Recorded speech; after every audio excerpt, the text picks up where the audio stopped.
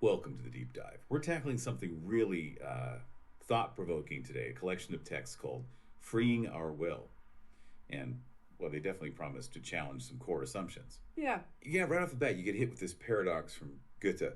No one is more truly enslaved than those who believe themselves to be absolutely free. Makes you stop and think, right, like, what is real freedom? Are we actually free, or is something else going on?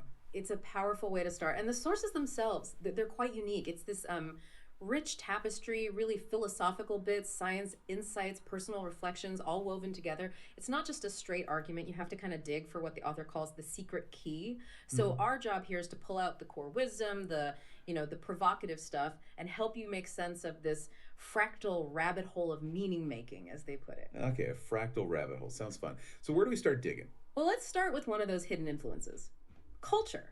Jordan Peterson has this idea that culture, like the internal version inside our heads, it acts as a shield. A shield. Against what? Against the chaos that gave rise to culture in the first place. And the kicker is, if that shield breaks down, if the structure gets disrupted, chaos floods back in.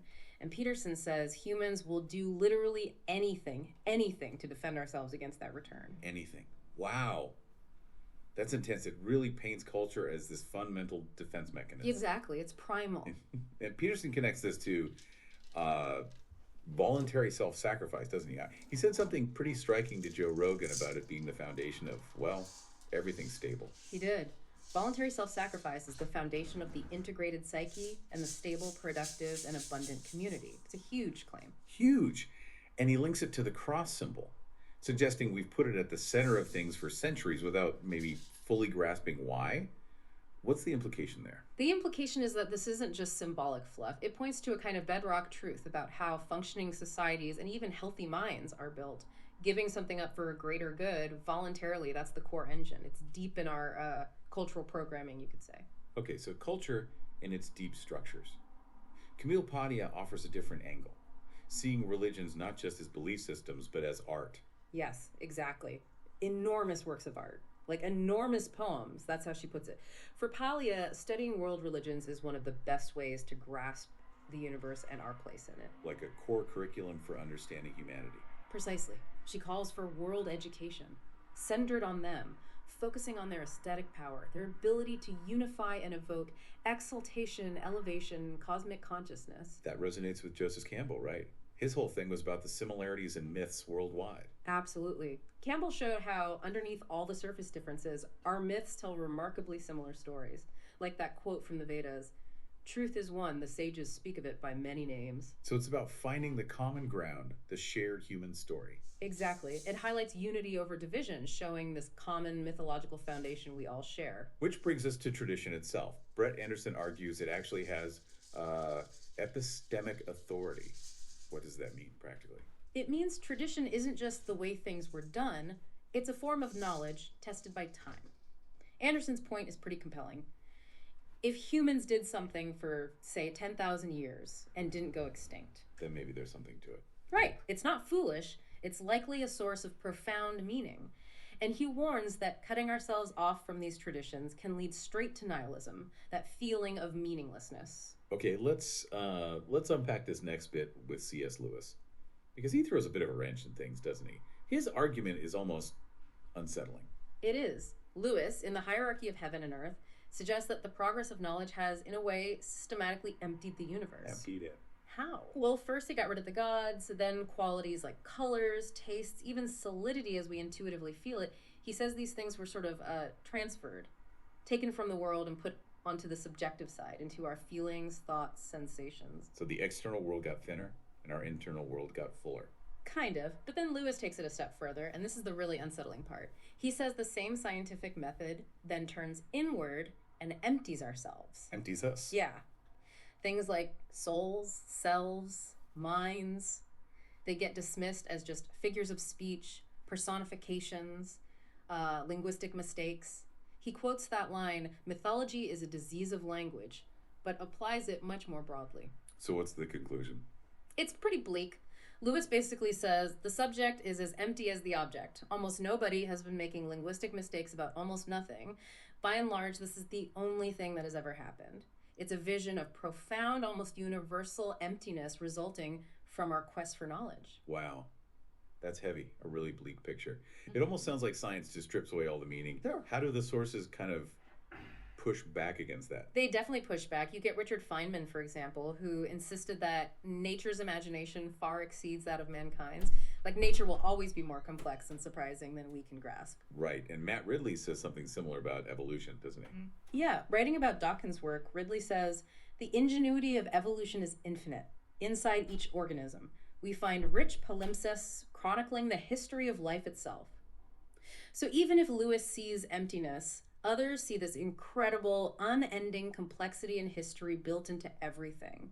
The wonder isn't gone, it's just deeper, maybe. Okay, so nature's imagination is vast. That connects to Mark Vernon's point about the word imagination itself changing, right? Exactly. Vernon points out that for our ancestors, imagination wasn't about making stuff up inside your head. It was more like receiving things, insights, impressions, even presences from the outside world. And now we think of it as just fantasy. Pretty much. Just some fantasy generating ability of us as individuals. But Vernon suggests that if we actually pay attention to these fantasies, even the chaotic ones, they can actually guide us, take us into a whole new world. It's about receptivity, not just internal invention. Receptivity. Okay. Okay. So how does this connect to someone like Robert Wright talking about God's evolving? That sounds paradoxical. It is paradoxical. Wright argues that gods arose as illusions, right? The history of God is, in a way, the evolution of an illusion. But here's the twist. Yeah. He says, the story of this evolution itself points to something you can meaningfully call divinity. The illusion, as it evolved and got refined over millennia, actually moved closer to plausibility, becoming less and less illusory. So the process of refining the illusion somehow pointed towards a deeper truth. That's the idea. The evolving concept itself hints at something real it's trying to grasp. Fascinating. And this touches on how we should approach different views, maybe, like that Leibniz and J.S. Mill quote. Right. People are usually right in what they affirm and wrong in what they deny. It's a profound point about intellectual humility. Meaning, if you just automatically dismiss someone else's view, you're likely missing something. You're shutting down your own learning.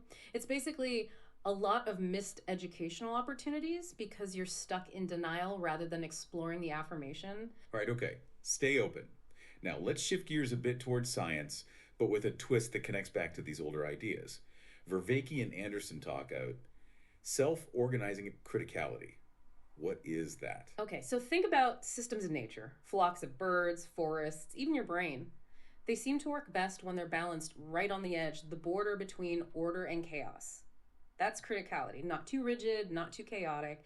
It's where things are most adaptive, most creative. The sweet spot between structure and messiness. Exactly. And Vervaeke suggests the mechanism in our brain that achieves this is relevance realization, basically. How we constantly figure out what's important and what's not in a sea of information. Okay. And how does that connect to mythology? This is where Anderson makes a really cool connection. He argues that the scientific concept of criticality maps directly onto Peterson's idea of the metamythology, like the hero's journey. That story structure also emerges right at that intersection of order and chaos. So the hero is the one standing at that border. Precisely. The mythological hero embodies this process of navigating the edge between the known and the unknown. So this metamyth, the hero's journey, it's not just a story pattern, it's describing a fundamental cognitive process.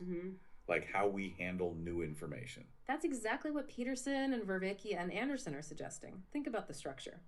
You start in stability, order, something unexpected happens, an anomaly. You fall into uncertainty, chaos, but then you voluntarily confront that chaos. And you emerge stronger. Into a higher state of order. Less uncertainty, more understanding than before.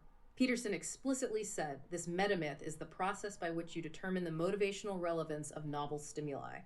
It's how we learn and adapt. Wow. Okay. So that's why these stories feel so true, even if they're not literally factual. Eric Hozel talks about this, right? Yeah, Hull says these abstract heroic stories are, in some ways, more true than reality. More true than reality, huh? Because of their generalizability. They capture a pattern, a line of best fit for optimal human behavior that applies across countless specific situations. They distill wisdom. And Vervaeke takes this collective wisdom idea even further, doesn't he? Talking about myth and collective intelligence. He does. He argues myth functions as relevance realization at the level of collective intelligence, especially across generations. Intergenerational distributed cognition. This is how culture builds on itself. what they call cultural ratcheting. It's a key human advantage. So stories aren't static, they evolve. Right. Passing down a story involves both compression, keeping the core message, the order, and continual variation, adapting it, adding new insights, which is entropy or chaos. It's a living process. And Vervicki also mentions the Greeks, balancing heroes with hubris. That balance highlights something essential about us. We're finite beings, flawed, prone to overreach, hubris, but also capable of incredible growth and self-transcendence. It's the tragic comic element of being human. Okay, this talk about navigating order and chaos, truth and illusion, it leads to thinking about certainty.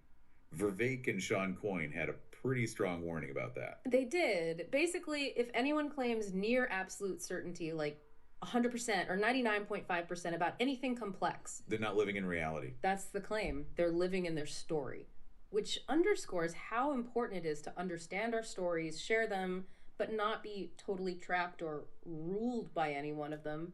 Keep some perspective. We gotta keep that mind open, like Frank Zappa's parachute analogy. It ain't gonna work unless you open it. Which sounds a lot like Fitzgerald's definition of intelligence, too. Holding two contradictory ideas at once. Yeah, it's about embracing that complexity, that paradox, rather than demanding simple, absolute answers. Which leads perfectly into this forgiving interlude paradox in the source. Can you unpack that? Sure. It's quite clever. It says, look, if you don't believe in free will, then logically people can't be blamed for their actions, so we must forgive them. But if you do believe in free will, then choosing to forgive someone is arguably one of the highest possible uses of your free will. It's a powerful conscious act. So either way, forgiveness wins. Exactly. It frames forgiveness as essential, regardless of your underlying metaphysics. Let's switch gears slightly to games and play. Kelly Clancy's book, Playing with Reality. What's the core idea there?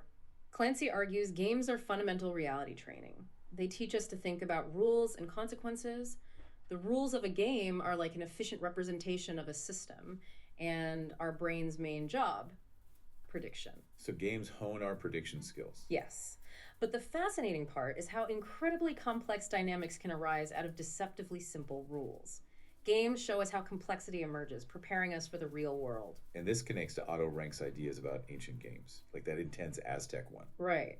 Rank saw those ancient, often deadly serious ritual games as attempts to gain control, the wishful conquest of the external world, especially those big cosmic forces that seem to control our fate. So play wasn't just practice for life, but something deeper. Rank thought so. He saw play as rather a prelude to art than a prelude to life. Both art and primitive magic, for him, stem from the same deep human impulse to shape or control reality. Which makes Peterson's comment, connecting play and totalitarianism, really interesting. Yeah, the opposite of the impulse of totalitarianism is the spirit of play. Play is about openness, creativity, exploration, the very things rigid control tries to stamp out. So pulling these threads together, adaptability seems key. But the sources suggest it's also a problem. It's the ultimate human paradox, according to these texts.